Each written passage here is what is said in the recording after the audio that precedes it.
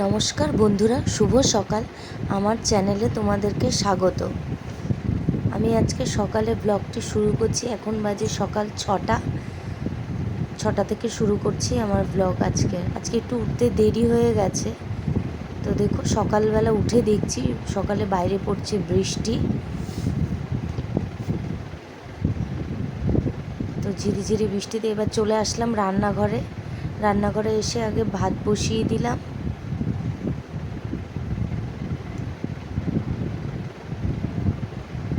আর এদিকে পেঁপে আলু দিয়ে মাছের ঝোল হবে। তো পেঁপে আলু দিয়ে মাছের ঝোল, আর এদিকে চাটনি হবে বলে আমরা কেটে রেখেছি, আর এদিকে মশলা। আর এদিকে এই যে কালকে কচুর শাক এনেছিলাম, এগুলো ধুয়ে পরিষ্কার করে রাখা আছে।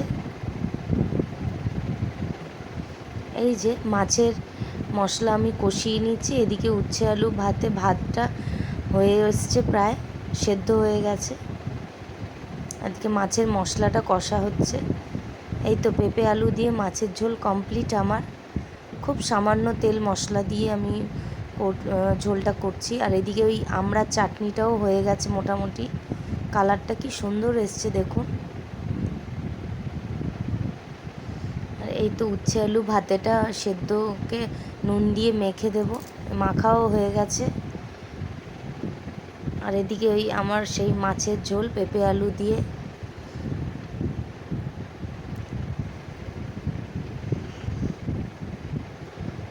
আর এদিকে ভাত এবার আপনাদের দাদাভাইকে খেতে দেব।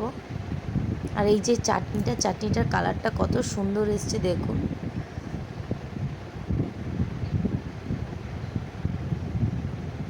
আর এদিকে সকালবেলায় 2 রকমের দুধ গরম করে নিয়েছি। এটা বাচ্চার দুধ, আর এইদিকে বাটিতে যে দুধ, এই দুধটায় বসানো হবে দই।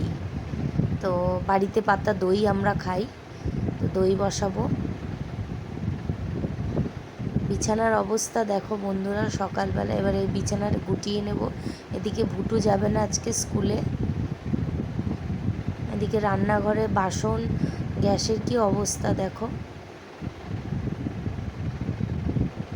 এই যে এবার কচু শাকটা সেদ্ধ করতে দিয়ে দিলাম। এটা হচ্ছে দ্বিতীয় ধাপের রান্না। কচু শাকগুলো দিয়ে ঢাকনা দিয়ে দিয়েছি, একটু জল দিয়েছি। আস্তে আস্তে এই জলটা বেরিয়ে গেলে কচু শাকগুলো কমে আসবে। আর বন্ধুরা, তোমরা ভিডিও দেখে কেমন লাগছে একবার জানিও। আর যদি ভিডিওটি ভালো লাগে প্লিজ লাইক করো আর সাবস্ক্রাইব করো।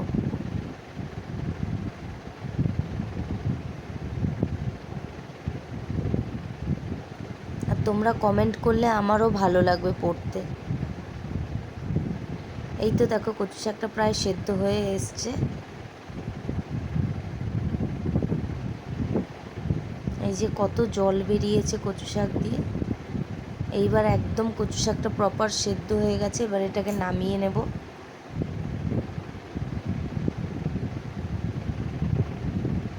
আমি সাধারণত কচু শাক সেদ্ধ হওয়ার পর নামিয়ে একবার জল দিয়ে ধুয়ে নিই। ওপর যেটায় ঢালি কচু শাকটা, তার ওপর দিয়ে আরেকবার কল চালিয়ে দিই। এই যে একবার ওপর দিয়ে ওই নোংরা জলগুলো বেরিয়ে যায়। এই তো কড়াইতে শুকনো লঙ্কা তেজপাতা দিয়ে দিয়েছি। এটা হালকা একটু ভাজা ভাজা হয়ে আসলে তারপরে দেব 5 ফোড়ন।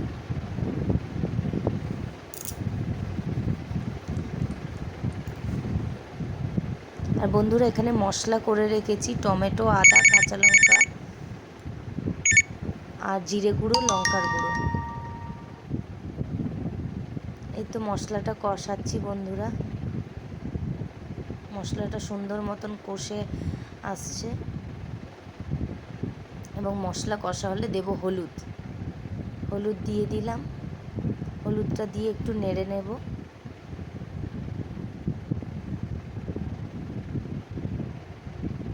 আমি সাধারণত কচু শাক নিরামিষই করি।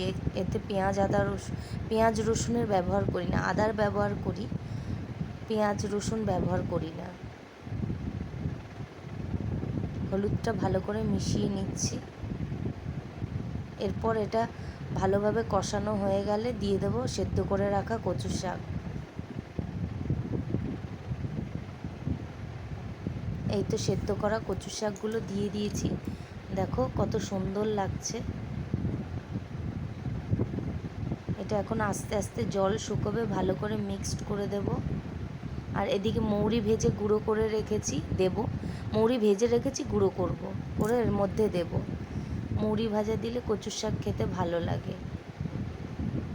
এই যে বন্ধুরা দেখো কচুর শাকটা কষানো হচ্ছে, জল বেরিয়েছে, অনেকটা সময় লাগবে শুকোতে।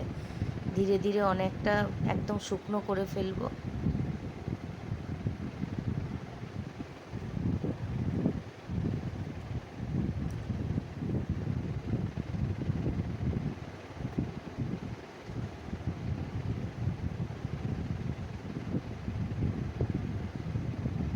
এই তো আমার কচু শাক রেডি। এবার যে দইটা রেখেছিলাম সেই দইটা এবার বসিয়ে দেবো। দুধটা দিয়ে দই বসাবো, একটু দই থাকে ফ্রিজে, সেইটা দিয়ে দুধের মধ্যে দিয়ে এইটা এবার রেস্টে রেখে দেবো। 2-2.5-3 ঘন্টার পর সুন্দর দই বসে যাবে।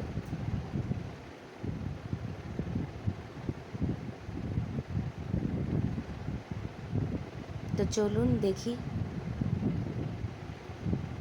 এই তো বেল বাজিয়ে আমাদের কথা দিদি আসছে, বাবু গেট খুলতে গেছে, গেট খুলে এই তো কথা দিদি আসছে।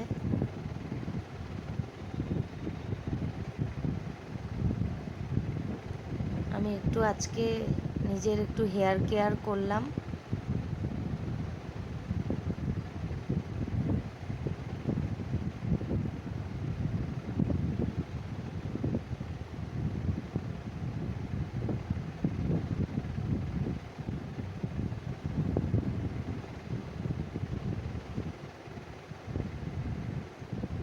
একটু এটা দিয়ে হেয়ারটা মাসাজ করব। এই তো আমার হেয়ার কেয়ার কমপ্লিট।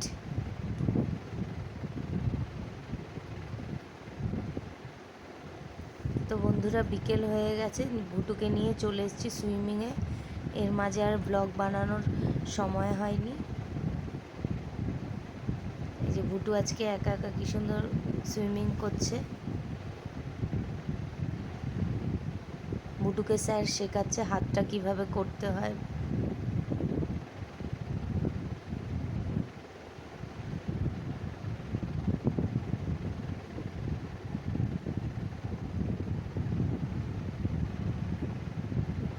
এই তো সুইমিং থেকে বাড়ি এসে ভুটু এখন খাবে, খেয়ে পড়তে যাবে। দুধ, কর্নফ্লেক্স আর 2 চামচ মুয়েসলি দিই আমি এর মধ্যে।